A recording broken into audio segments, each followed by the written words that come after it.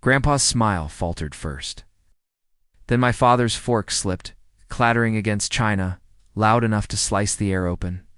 A dozen relatives froze mid-chew, eyes flicking between us like they were watching a bomb with a blinking timer. And away they were.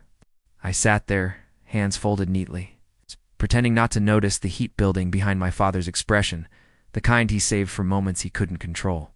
He had no idea this moment wasn't spontaneous. It was orchestrated. I had been waiting months for this. Back then, before the rot show, there was a time I believed him.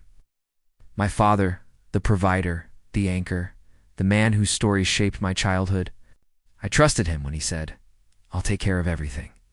I trusted him when he held the keys to what Grandpa called my apartment and said there were paperwork delays. I trusted him when he smiled too broadly, hugged too tightly, and said, "You'll have it soon." I didn't know then that he had already moved a tenant in, that he was pocketing the rent. He was using my inheritance, Grandpa's gift, to float his failing business. I didn't know, but I felt it. The shift, the stale guilt behind his compliments. The way he avoided the topic like it was a landmine he had to tiptoe around. And then the cracks widened. The discovery was a voicemail that did it clipped. Message from a Miss Henley, asking if the landlord planned to fix the leaking pipes in my unit. I replayed the message 3 times. The realization didn't hit like an explosion. No, it slithered in cold and steady. I drove to the address, watched the building from across the street like a stranger, staking out a crime scene.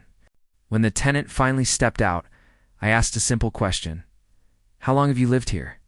8 months, she said. And then she added casually, innocently, "Your dad's been great about everything. Super responsive. My father responsive too." Her, silent to me. I didn't cry, didn't rage, didn't confront him. I just walked away knowing 2 things. 1. My father had betrayed me. 2. I was going to make him regret it. The shift planning the quiet war. Revenge isn't loud, it's arithmetic. Slow, perfect equation. I gathered documents first. Leases, bank transfers, the property deed Grandpa signed directly to me. I asked. Polite questions. I played the dutiful daughter. Every smile I gave him hit a blade. Then I visited Grandpa. I didn't expose my father right away. No, I simply asked for the old paperwork for my records. What Grandpa gave me signed, dated, notarized, was the final nail. After that, everything moved with the calm precision of surgery. A lawyer, a property manager. A scheduled inspection with notice sent directly to the tenant. My father still thought he controlled the narrative. Didn't realize I had taken the story from his hands. The execution. 2 days before my birthday brunch, the tenant received a letter. New owner, new terms, all rent to be paid directly to me. My father received one too delivered to his office. Cease all involvement with property. Immediate transfer of remaining funds. Full accounting required. By the time he read it, the bank had already frozen the accounts tied to the fake maintenance. Fees. The lawyer had already filed the fraud report. My silence had already become his undoing. And then came brunch, the final scene, the confrontation. Grandpa beamed at me, proud and unsuspecting. "Glad you're enjoying the apartment I bought you." I leaned in, soft, controlled. "I live in a basement." The room snapped still. My father's face drained first, panic ghosting through his eyes as the family turned to him. Ow. I watched him swallow, watched the lie form on his tongue, watched it die. There because he knew I had ended his leverage. "Basement?" Grandpa asked slowly. I didn't answer. I didn't need to.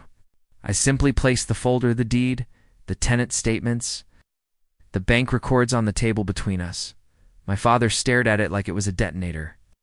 And in a way it was one signature from Grandpa, one pointed question from my aunt, one look of disgust from my mother. He crumbled right there between the pancakes and the fruit platters. He whispered my name, begging for a private conversation. I picked up my fork. "No," I said. "Not anymore." Resolution. The fallout was swift. The family saw him clearly. Tenant signed a revised lease. The money returned. And me? I moved into the apartment a month later. Sunlight through the windows, quiet, clean, mine. Sometimes I pause in the doorway, taking it in the space, the silence. The justice my father taught me many things, but the last lesson was mine to deliver. If you bury the truth, I'll dig it up. If you steal my inheritance, I'll take your legacy.